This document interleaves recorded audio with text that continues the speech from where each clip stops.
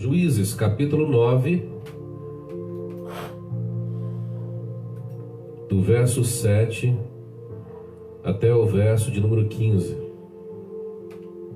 Está escrito: avisado disto, Jotão foi e se pôs no cimo do monte Gerizim.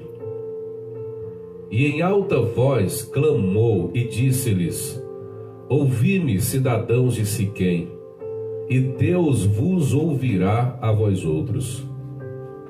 Foram certa vez as árvores ungir para si um rei, e disseram à oliveira: reina sobre nós. Porém a oliveira lhes respondeu: deixarei eu o meu óleo que Deus e os homens em mim prezam, e iria pairar sobre as árvores? Então disseram as árvores à figueira: vem tu e reina sobre nós. Porém a figueira lhes respondeu: deixaria eu a minha doçura, o meu bom fruto, e iria pairar sobre as árvores? Então disseram as árvores à videira: vem tu e reina sobre nós. Porém a videira lhes respondeu: deixaria eu o meu vinho, que agrada a Deus e aos homens, e iria pairar sobre as árvores? Então todas as árvores disseram ao espinheiro: vem tu e reina sobre nós. Respondeu o espinheiro às árvores: se de veras me ungis rei sobre vós, vinde e refugiai-vos debaixo de minha sombra. Mas se não, saia do espinheiro fogo que consuma os cedros do Líbano. Pai, nós estamos diante da tua palavra. O Senhor sabe o que cada pessoa que está diante do seu aparelho nesse instante precisa ouvir. Por isso pedimos a tua direção, a tua bênção e o teu falar pelo Espírito Santo em nossos corações, em nome de Jesus. Amém. Nós estamos aqui diante do chamado conhecido apólogo de Jotão. Mas para que você compreenda esta parábola proposta por este jovem, por esse rapaz, é preciso primeiro compreender a situação contextual. Jotão é filho de um homem que nós conhecemos mais como Gideão, é também chamado de Jerubaal. E Gideão, a gente sabe do que lhe aconteceu quando seu povo Israel estava subserviente aos midianitas, que com muita frequência roubavam todos os seus alimentos, todos os seus bens, e os perturbavam, deixando-os em condições financeiras bastante instáveis. Foram muitos anos em que os midianitas sobrepujaram o povo hebreu, submetendo esse povo, esta nação, a essas condições frágeis e instáveis na vida socioeconômica. Deus chama Gideão, que é um homem de uma tribo pequena, para dirigir um exército que venceria o exército de midianita. A gente conhece a história e sabe que o exército midianita é um exército muito forte, muito bem treinado, um exército poderoso. O povo de Israel é um povo que não tem gente suficiente para pelejar contra os midianitas, fazendo um paralelo a respeito de proporções quantitativas. Além do mais, o povo de Israel não tem capacidade para vencer o exército midianita, se a gente for fazer agora comparações qualitativas. Não há pessoa suficiente, nem gente capaz para lutar contra um grande exército e um exército muito bem treinado. Uma outra questão é a capacidade bélica do povo hebreu. Não haviam armas para que esse povo tivesse pelo menos a mínima chance de vencer os seus adversários. Mas Deus, que contraria as razões humanas, ele vai diminuindo o número de pessoas que faz parte do grupo de Gideão. E no final da história, Gideão tem apenas 300 homens em suas mãos. E com esses 300 homens, Gideão vence um exército que não se podia contar o número de pessoas e com uma capacidade militar enorme que tinha esse pessoal midianita. Depois que Gideão vence o exército de Midian, o povo hebreu sente uma necessidade muito grande de ter alguém como rei, como governante.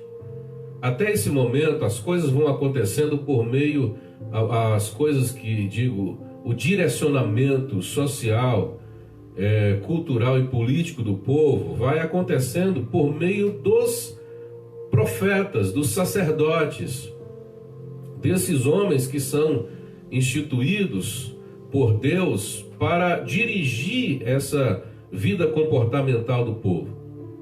Mas o povo não quer. Quando ele vê a necessidade de ter um rei, porque faz comparações com outros povos, esse povo chama Gideão e diz a Gideão: por favor, reina sobre nós, governa sobre nós, e depois de você que os teus filhos governem sobre nós. E Gideão, nesse momento, tomando uma posição muito sensata, porque tinha um nível de espiritualidade política muito grande, ele diz: nem eu e nem a minha descendência, nem os meus filhos e as suas posteridades reinarão em Israel. Porque quem governa Israel, quem reina em Israel, é o próprio Deus. Ninguém de nós vai assumir esse lugar, essa posição de tamanha responsabilidade. E a princípio o povo até tem uma compreensão sobre isso. Gideão diz: eu só quero uma coisa de vocês. Eu gostaria que vocês pegassem aquela quantidade de ouro que vocês têm e depositassem aqui aos meus pés, porque eu tenho algo para fazer aqui em Israel. E o povo disse com muita alegria, disponibilidade: a gente vai fazer isso. Havia uma gratidão muito grande do povo para com Gideão. E o povo depositou esse número enorme de ouro aos pés de Gideão. Gideão pegou aquele ouro, derreteu e fez um éfode, fez uma roupa sacerdotal. E ele levantou aquela roupa sacerdotal como um poste em sua cidade. Quando ele levantou esta roupa sacerdotal, este éfode, o povo passou a idolatrar, juntamente com o próprio Gideão e com os filhos de Gideão, a sua família, a esse elemento material e físico que tinha para eles um grande significado e que era uma representação da divindade. E aí eles tiraram aquele elemento que é espiritual, que é invisível, e trouxeram para a materialidade. E o escritor do livro dos Juízes, no capítulo 8, vai dizer que isso foi uma pedra de tropeço para Gideão. Gideão tropeçou em sua vida quando ele fez esse éfode, porque o povo tirou a sua visão do nível da espiritualidade e trouxe para a materialidade. E é interessante que o elemento que eles materializam ali com o ouro é um elemento que faz parte do culto, do ritual divino. mas não é Deus para ser adorado, não é Deus para ser reverenciado. E quando eles fazem isso, eles acabam se atropelando e produzindo para si material de tropeço. Foi um grande erro que Gideão cometeu e que foi muito relevante para a vida do povo no sentido negativo. O povo, diz o escritor de Juízes, se prostituía no sentido de deixar de adorar a Deus para adorar aquele material, aquela materialidade. E você pode pensar nesse instante como essas coisas são graves e sérias, né? Quando a gente transforma aquilo que é espiritual em algo palpável, em algo que se pode tocar, e a gente se esquece de que Deus é espírito.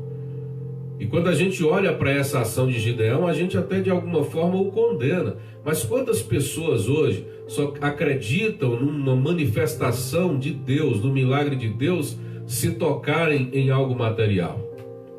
A fé foi substituída por aquilo que pode ser tocado, por aquilo que pode ser comprado, por aquilo que pode ser transformado em um sacrifício pessoal. Se eu fizer esse sacrifício 7 dias, 7 semanas, 7 meses, se eu der essa contribuição para Deus, Deus vai olhar para mim.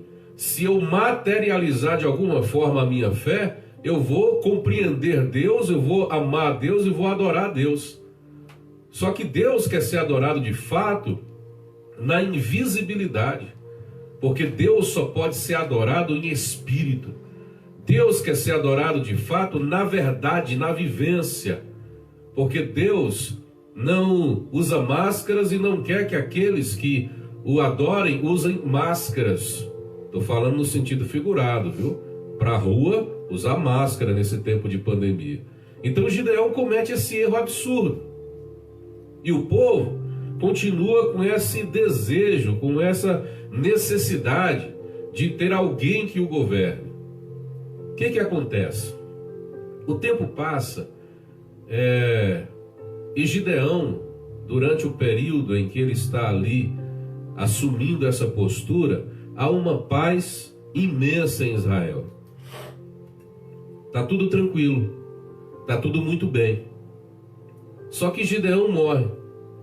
Gideão tem 70 filhos, porque ele tinha muitas mulheres. Juízes capítulo 8. E ele acaba morrendo. Quando ele morre, ele tem também um outro filho, que é com uma concubina, que mora na cidade de Siquém, e que decide, por si só, requerer aquele posto que o povo havia oferecido a Gideão e que Gideão negou, e que os outros filhos também negaram. Ele quis governar.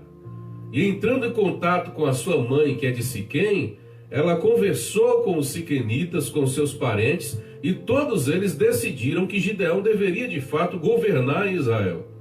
Inclusive deram dinheiro a Gideão para contratar homens, e Gideão contratou homens de baixa moralidade, de vida sem virtude, para poder assumir esse posto. Só que para assumir esse posto, o que ele propõe? A gente precisa eliminar os meus irmãos. Ele tinha 70.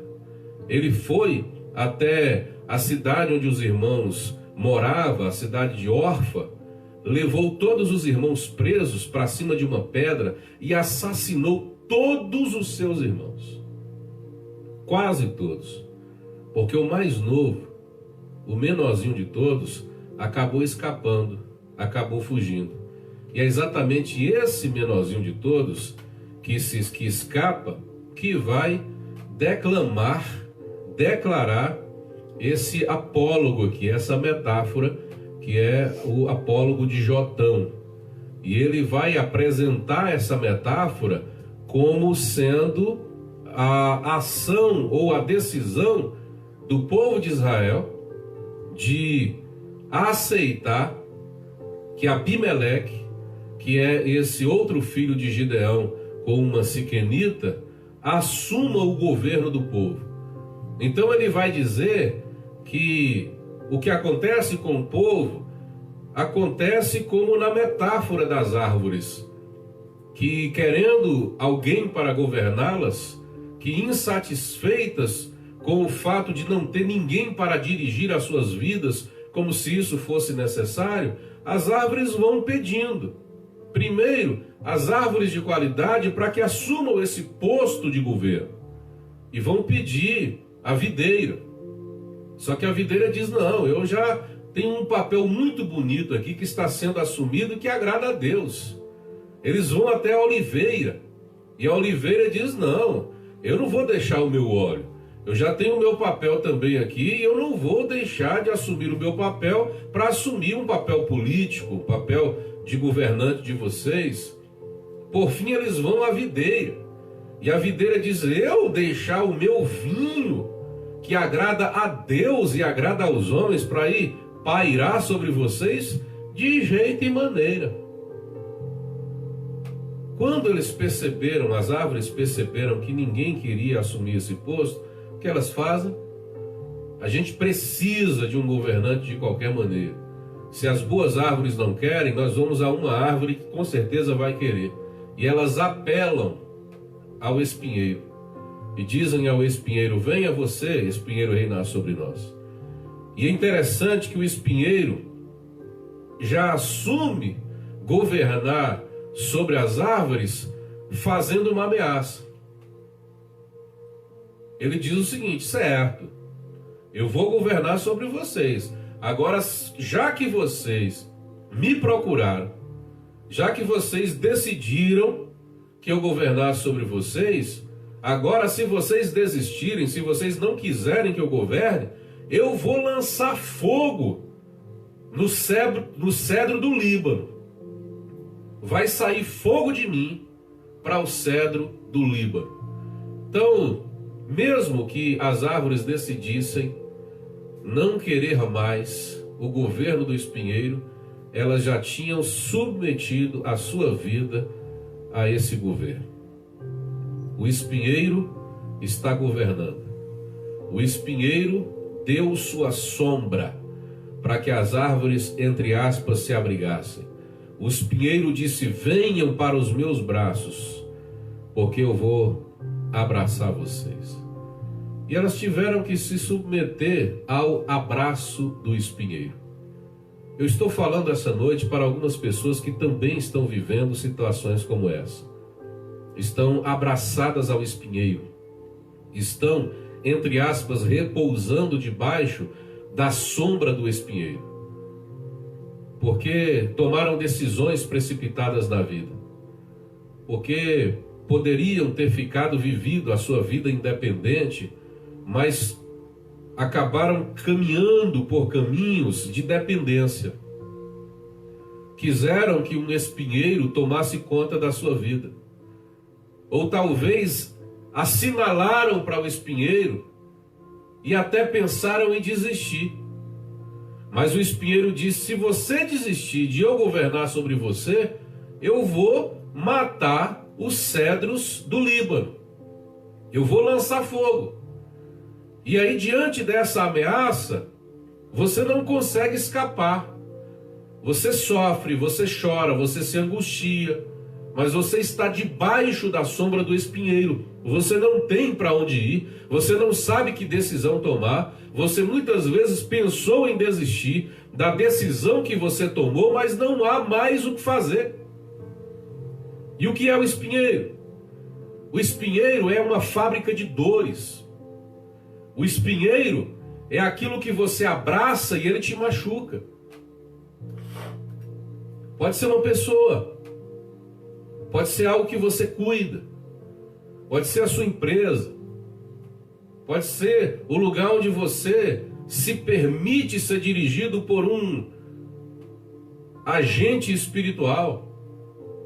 Pode ser qualquer coisa que de alguma forma você nutre, algo a que você se submeteu, com que ou quem você decidiu viver a sua vida. E quanto mais você abraça, quanto mais você investe, quanto mais você tenta ajudar, mais você se machuca, porque o espinheiro não sabe fazer outra coisa a não ser machucar.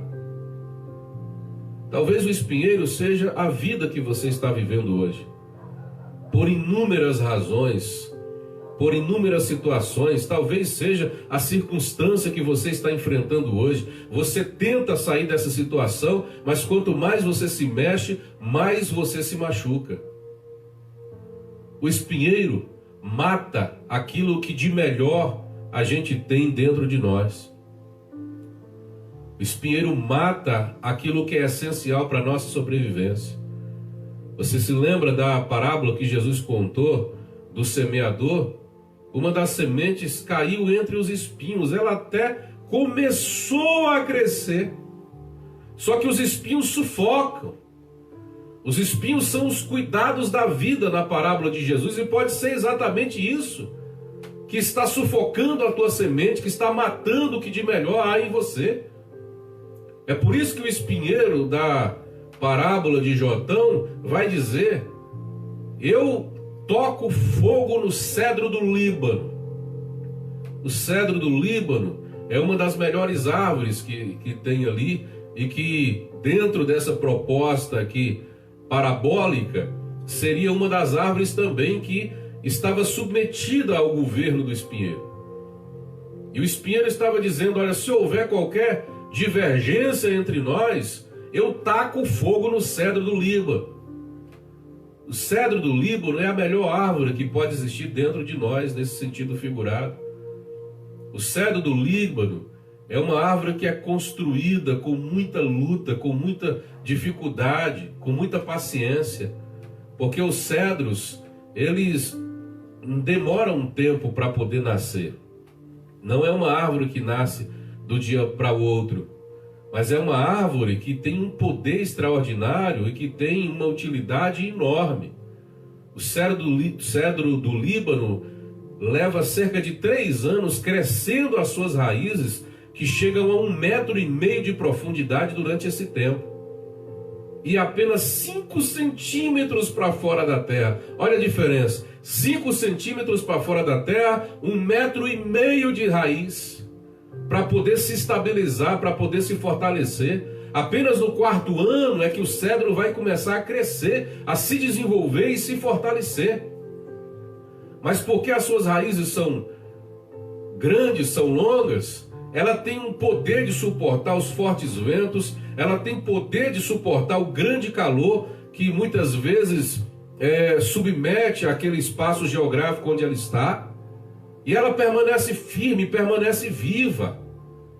Como suas raízes são longas, ela consegue buscar nutrientes ali da água que está no lençol freático. Ela consegue não depender da chuva como muitas outras árvores. Enquanto muitas árvores estão secando e morrendo, o cedro do Líbano continua vivo. E há quem diga que quando a sua raiz cresce e encontra uma rocha, ela não para como as demais árvores de crescer. Ela vai crescendo ao redor da rocha, mas ela não para de crescer. E o cedro do Líbano, ele se fortalece de maneira extraordinária. E quando o espinheiro diz que vai destruir o cedro do Líbano, ele está dizendo que vai destruir aquilo que é o que há de melhor em nós. Agora, o espinheiro, ela não é apenas uma fábrica de dores, e ela não é apenas um agente inimigo nosso. Ela pode ser a gente mesmo. Você pode ser o cedro. Você pode ser a pessoa que machuca. Você pode ser a pessoa que, quanto mais te abraçam, mais você produz dores na outra pessoa. Você pode ser uma árvore. Foi isso que Jesus estava dizendo. Ele disse: olha, uma árvore boa vai dar bons frutos. Ela não pode dar maus frutos. E ao contrário, uma árvore má não pode dar bons frutos. Um homem bom tira do seu bom tesouro, do tesouro do seu coração, coisas boas. Enquanto o homem ruim tira coisas ruins. Ele está dizendo: olha, você como ser humano tem que decidir que tipo de árvore você quer ser. Uma árvore boa ou uma árvore ruim. Todos nós somos uma grande floresta e dentro de nós podem existir também muitas árvores boas, oliveiras, videiras, figueiras, e pode existir o espinheiro. Agora, qual tipo de árvore você está permitindo governar dentro de você? A árvore boa ou a árvore ruim? A árvore que dá vida ou a árvore que mata? A árvore que nutre ou a árvore que faz passar fome? Que tipo de árvore é você? A oliveira que produz o bom óleo, que unge, que ajuda, que cura? Você é a videira que produz o vinho, que alegra, que levanta, que satisfaz? Você é a figueira que tem não só doçura, mas também qualidades medicinais? Ou você é só um espinheiro na vida? Uma pessoa que tortura outras pessoas, uma pessoa que machuca outras pessoas, uma pessoa que ameaça o tempo todo outras pessoas, uma pessoa que submete outras pessoas ao seu domínio, ao seu poder, por causa da posição que você tem. Uma pessoa que não é respeitada pelos outros, é temida pelos outros, porque um autoritário, um cara que tem o poder e que às vezes submete pessoas ao seu senhorio por causa do poder que tem, não tem o respeito das outras pessoas. Vai ter o medo das outras pessoas, mas não o respeito. Então, você é amado ou você é temido? Você é querido ou as pessoas tremem quando te veem? Qual é o tipo de poder que você exerce sobre as pessoas? O poder do amor ou o poder da ordem? O poder do autoritarismo? Então, a gente precisa escolher o tipo de árvore que a gente quer ser na nossa vida e na vida das outras pessoas. Que o Senhor te ajude a escolher o espinheiro, para que você a não escolher, o espinheiro, para que você não seja uma árvore ruim. E que o Senhor te ajude, a você que está submetido ao poder do espinheiro, a tomar coragem, para mesmo colocando diante de você algumas situações de riscos e desafios, você se desapegue do espinheiro e corra para um lugar de abrigo, corra para um lugar onde o Senhor te proteja. Que Deus te livre do espinheiro, dos maus sentimentos, das más pessoas e de toda coisa que nos oprime e que nos coloca para baixo. A palavra de Deus abençoe seu coração, em nome de Jesus. Vamos orar. Nós te agradecemos, Pai poderoso, pela reflexão de hoje, e que a tua palavra surta efeito na vida de todos nós, para que teu nome seja glorificado nisso. É o nosso pedido sincero, em nome de Jesus. Amém.